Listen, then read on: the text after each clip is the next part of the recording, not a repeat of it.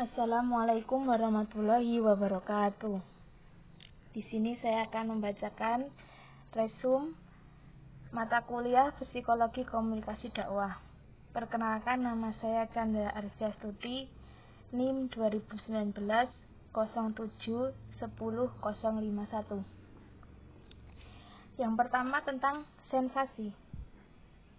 Sensasi adalah tahapan awal seorang manusia dalam menerima informasi. Secara lebih umum, sensasi bisa diartikan sebagai sebuah aspek kesadaran yang sangat sederhana sebagai hasil dari indera kita, seperti panas, warna, aroma, rasa, dan lainnya.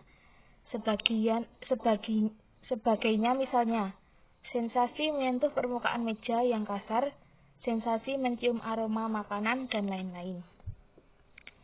Jenis-jenis sensasi. Yang pertama, sensasi penglihatan. Salah satu indera kita adalah mata yang menerima stimulus berupa cahaya. Melalui penglihatan, seorang manusia bisa mendapatkan sensasi melihat keindahan pemandangan di sekitarnya, atau sebaliknya, melihat keburukan-keburukan di lingkungannya. Yang kedua, sensasi pendengaran. Stimulus lain yang ada di lingkungan adalah suara yang diterima oleh indera pendengaran, yaitu telinga kita. Telinga kita berfungsi untuk mendengarkan suatu manusia, hewan, atau suara-suara lain di sekitar kita, yang kemudian akan diteruskan oleh saraf ke otak. Melalui proses ini, kita bisa mengalami sensasi suara indah berupa senandung lagu, musik, dan lain-lain. Yang ketiga, sensasi peraba. Kulit merupakan indera manusia yang terluas dan paling luar. Selain melindungi organ dalam tubuh dari lingkungan luar, kulit juga berfungsi sebagai indera peraba. Yang keempat, sensasi pengecap. Kita bisa rasakan sensasi rasa lezatnya makanan buatan ibu hingga sensasi pahitnya minum obat.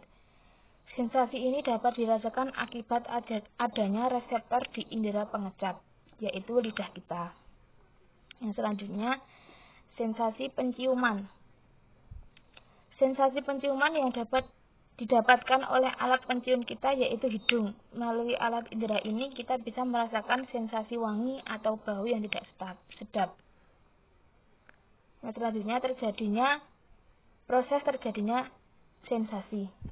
Dalam merasakan sensasi-sensasi di atas melalui panca indera, terdapat proses yang terjadi. Penerimaan stimulus oleh panca indera kita memang tidak berhenti di tahap menerima saja, melainkan akan dilanjutkan ke otak untuk kemudian diterjemahkan menjadi sebuah arti tertentu. Namun, pada sensasi stimulus yang diterima ini masih belum diberi makna khusus. Yang selanjutnya, persepsi. Persepsi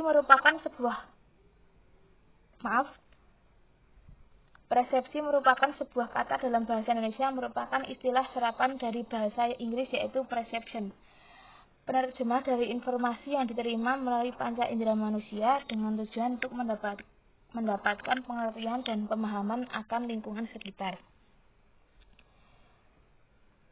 Bentuk-bentuk persepsi. Yang pertama, penglihatan. Fisis atau penglihatan merupakan indera yang paling utama. Cahaya diterima oleh kedua mata dan difokuskan dengan sedemikian rupa di mana lalu diteruskan ke retina menurut arah datangnya sumber cahaya tersebut. Yang kedua, pendengaran. Syaraf pendengaran merupakan kemampuan untuk memberikan suatu pengamatan terhadap suara yang diterima melalui getaran udara. Frekuensi yang dapat didengar oleh manusia disebut audio atau sonik. Yang ketiga, sentuhan. Persepsi haptik merupakan proses untuk mengenal berbagai objek melalui sentuhan. Ini melibatkan kombinasi dari penginderaan dengan pola dan tekstur pada permukaan kulit manusia. Yang keempat, rasa. Rasa merupakan kemampuan untuk memberikan persepsi terhadap rasa dari suatu objek, termasuk tapi tidak terbatas pada makanan. Yang kelima, sosial. Persepsi sosial merupakan bagian dari persepsi yang memperbolehkan manusia untuk memahami individu dan kelompok dalam dunia sosial mereka, sehingga merupakan bagian dari kognisi sosial. Yang keenam, bicara. Persepsi dalam berbicara merupakan suatu proses dalam bahasa yang didengar, diinterpretasikan, dan dimengerti. Yang ketujuh, wajah. Persepsi terhadap wajah mengacu kepada proses kognitif yang menspesialisasi pada penanganan wajah manusia, termasuk persepsi terhadap identitas dari suatu individu dan ekspresi wajah seperti petunjuk emosional. Yang kedelapan, sentuhan sosial. Sentuhan sosial merupakan persepsi yang dibentuk ketika menerima sentuhan dari individu lainnya. Yang kesembilan, persepsi yang terbentuk melalui indera lainnya. Indera lainnya memungkinkan tubuh manusia untuk berbagai macam persepsi seperti gravitasi keseimbangan tubuh, posisi dari bagian-bagian tubuh, dan bahkan untuk pembuangan urin dan feses, serta sensasi yang dirasakan di dalam kerongkongan dan paru-paru. Yang selanjutnya, proses persepsi. Pembentukan persepsi dalam psikologi diawali dengan suatu objek di dunia nyata yang disebut sebagai stimulus distal atau objek distal. Objek ini lalu merangsang organ-organ penginderaan tubuh manusia melalui cahaya, suara, dan proses fisik lainnya. Kemudian organ-organ penginderaan akan mengubah rangsangan yang diterima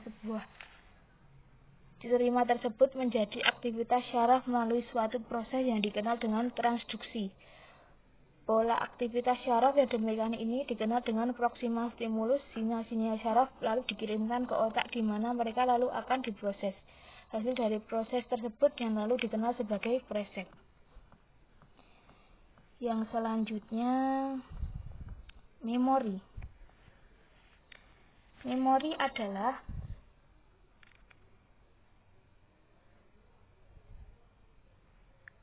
pengalaman atau informasi dan spesifikasi. Memori melibatkan apa yang dilihat dan dialami dengan merekamnya. Memori menggunakan rekaman itu untuk melakukan aktivitas. Namun tidak semua pengalaman bisa disimpan dengan baik. Hanya informasi atau pengalaman tertentu yang memiliki kekhasan saja yang mampu tersimpan. Jenis-jenis memori. Yang pertama, memori sensoris. Memori sensoris berkaitan juga dengan menyimpan informasi yang diperoleh dari penerimaan panca indera. Memori sensoris merupakan proses penyimpanan informasi melalui syaraf-syaraf sensoris dalam jangka waktu yang pendek. Yang kedua, memori jangka pendek. Memori jangka pendek merupakan proses penyimpanan memori secara sementara, yang artinya memori tidak bisa disimpan lama. Yang ketiga, memori jangka panjang. Memori jangka panjang merupakan proses penyimpanan yang bisa diingat cukup lama dan relatif bersifat permanen. Dan adapun fungsi memori, yang pertama encoding, yaitu merupakan proses penyerapan persepsi dari informasi yang didapatkan kemudian dirubah menjadi difat memori organisme. Proses ini cukup lama agar mampu tersimpan dengan baik dan tidak mudah hilang. Yang kedua, storage. Fungsi berikutnya adalah sebagai alat penyimpan. Setelah proses encoding, data atau informasi yang didapatkan akan disimpan dengan membentuk jejak-jejak yang bisa ditimbulkan kembali. Yang ketiga, retrieval, yaitu menimbulkan kembali ingatan yang sudah tersimpan.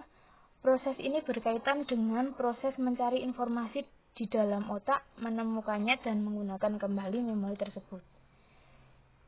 Yang keempat, recall, yaitu proses mengingat kembali informasi dari masa lalu tanpa petunjuk yang ada pada organisme.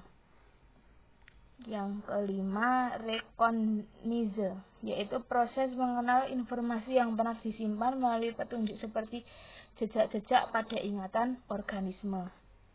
Proses ini bisa berlangsung dengan cepat atau berjalan beberapa saat.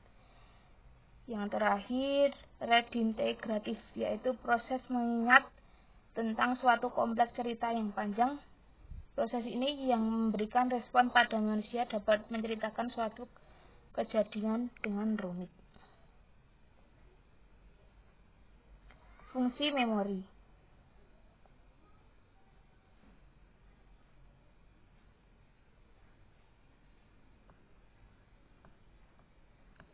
Yang selanjutnya, tipe kepribadian. Yang pertama, melankolis. Melankolis merupakan orang yang memiliki tipe kepribadian yang khas seperti mudah kecewa, daya juang kecil, muram, pesimistis, penakut, dan kaku. Adapun kelebihan dan kekurangan dari si melankolis. Kelebihan melankolis merupakan orang yang pemikir, sensitif, romantis, dan teratur.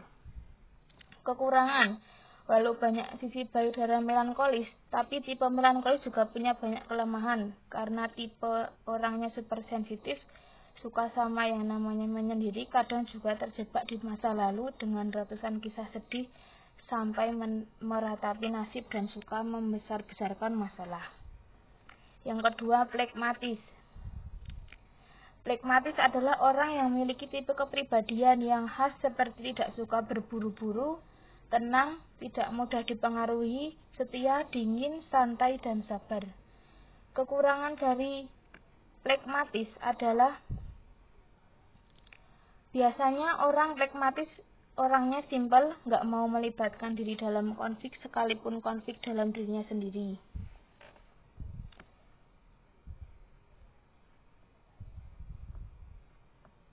Kelebihan flegmatis,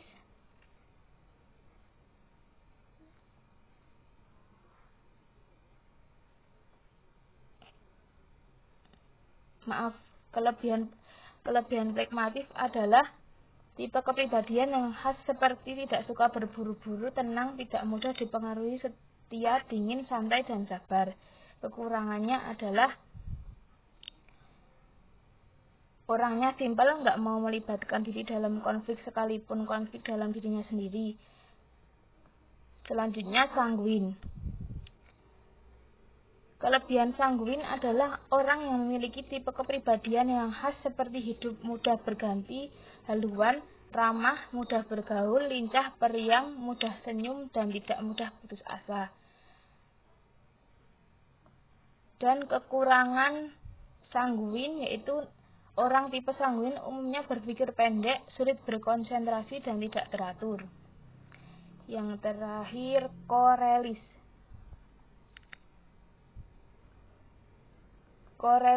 Kelebihan korelis yaitu orang tipe ini biasanya suka mengatur dan memerintah orang. Dia nggak mau ada orang yang berdiam diri saja sementara dia sibuk kerja atau beraktivitas. Kekurangan si korelis, mereka orang yang tidak sabaran, segalanya harus cepat karena memang sifat keproduktivitasnya yang tinggi. Yang selanjutnya, komunikasi kelompok. Komunikasi dalam kelompok merupakan bagian dari kegiatan keseharian kita. Sejak kita lahir, kita sudah bergabung dengan kelompok primer yang paling dekat, yaitu keluarga. Kemudian seiring dengan perkembangan usia dan kemampuan intelektual kita masuk dan terlibat dalam kelompok-kelompok sekunder seperti sekolah, lembaga, tempat bekerja, dan kelompok sekunder lainnya sesuai dengan minat dan ketertarikan kita. Ada 4 elemen yang tercakup dalam definisi, yaitu 1. Interaksi tatap muka, yaitu jumlah partisipan yang terlibat dalam interaksi, maksud atau tujuan yang dikehendaki, dan kemampuan anggota untuk menumbuhkan karakteristik pribadi anggota lainnya. Yang kedua, jumlah partisipan yang terlibat dalam interaksi.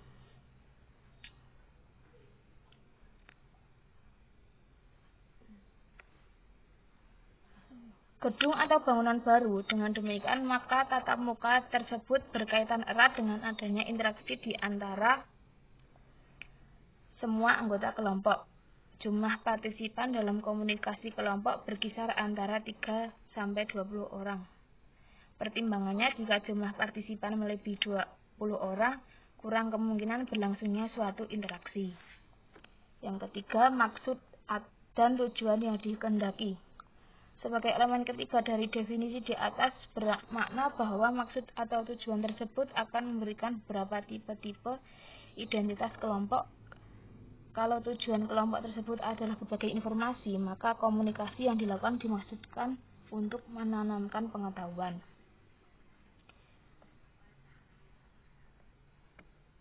Yang terakhir, kemampuan anggota untuk menumbuhkan karakteristik pribadi anggota lainnya.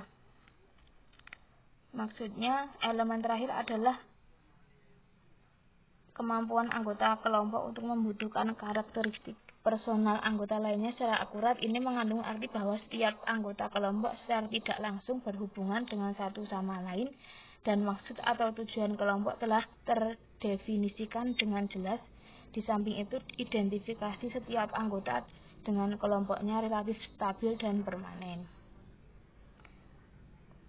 Dan 3 macam pengaruh kelompok dalam psikologi pribadi. Yang pertama, konformitas, yaitu perubahan perilaku atau kepercayaan menuju norma kelompok sebagai akibat tekanan kelompok yang real atau dibayangkan.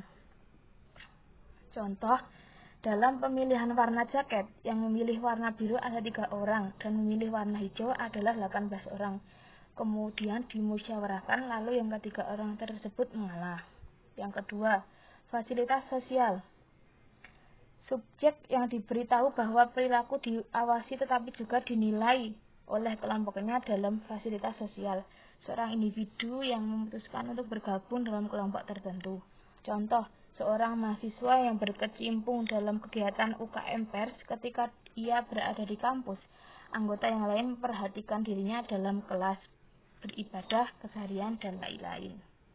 Yang ketiga, polaris. Kecenderungan orang untuk berkeputusan lebih berani atau lebih takut ketika masuk kelompok atau di luar kelompok dan menghadapi suatu fenomena.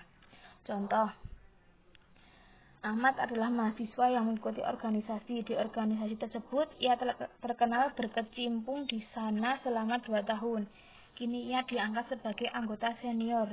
Di organisasi, ia dikenal sebagai orang yang memiliki ide revolusioner, sehingga bila berbicara di hadapan anggota, ia tampil dengan sangat bijaksana dan menjadi singa panggung. Hal ini tersebut sangat berbeda ketika ia berada di kelas. Ia menjadi anak yang pendiam dan menurut.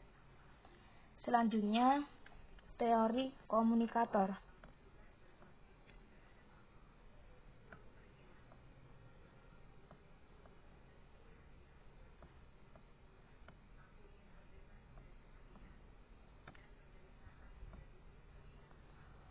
Yang pertama, poin-poin teori komunikator. Traits, yaitu karakter atau sifat yang mempengaruhi perilaku komunikasi.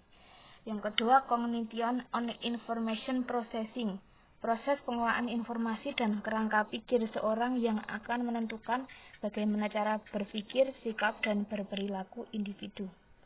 Yang ketiga, self, bagaimana setiap aspek dari individu membentuk proses interaksi individu dalam lingkungan sosialnya. Yang keempat, identity, bagaimana identitas individu dibentuk dan dikonstruksikan oleh beragam faktor. Adapun teori-teori komunikasi, yang pertama, teori traits. Teori ini berasal dari tradisi psikolog sosial yang memandang karakter atau sifat individu sebagai faktor yang penting dalam menentukan perilaku komunikasinya. Beberapa traits yang menonjol di sini yaitu conversational narcissism, argumentative, social and communicative anxiety, trait, faktor model.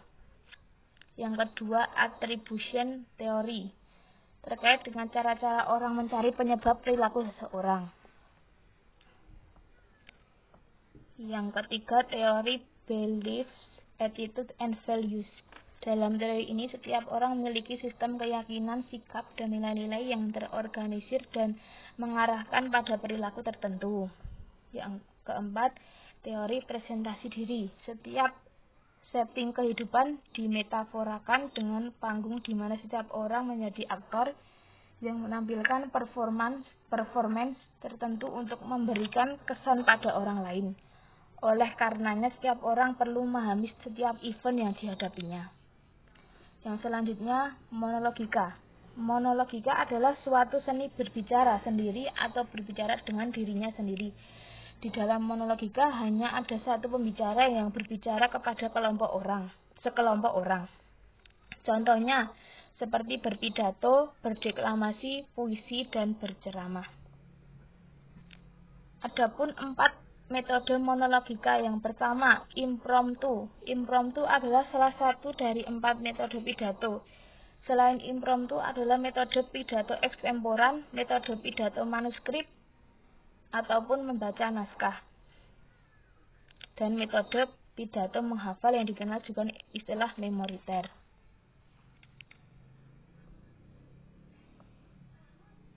Impromptu adalah metode pidato impromptu membutuhkan banyak latihan yang kemudian membentuk jam terbang karena impromptu adalah pidato yang disampaikan tanpa persiapan sama sekali, tanpa jam terbang yang cukup. Tak ada seorang pun mampu melaksanakan metode ini. Meski demikian, sesungguhnya impromptu adalah bentuk yang sedikit lebih formal dari percakapan harian. Yang kedua, ekstemporan. Metode pidato ekstemporan biasanya dipakai oleh pembicara atau pelaku public speaking yang sudah ahli atau sudah sangat berpengalaman. Yang ketiga, ekstemporan.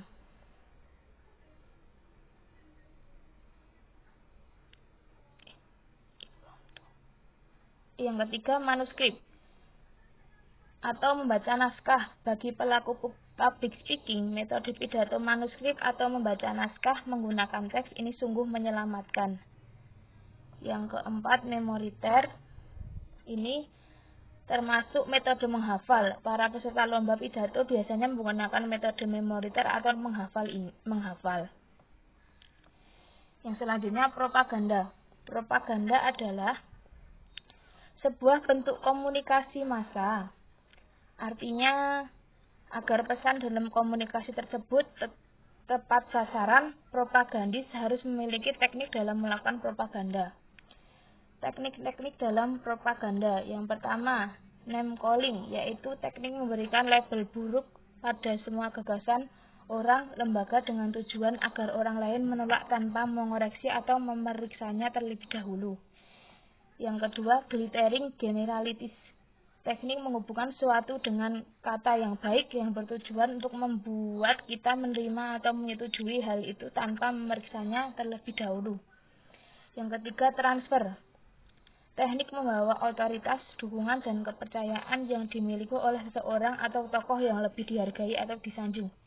Yang keempat, testimonials, yaitu teknik memberi kesempatan kepada orang-orang yang mengagumi atau membenci untuk mengatakan bahwa sebuah gagasan atau program atau produk seseorang itu baik atau buruk.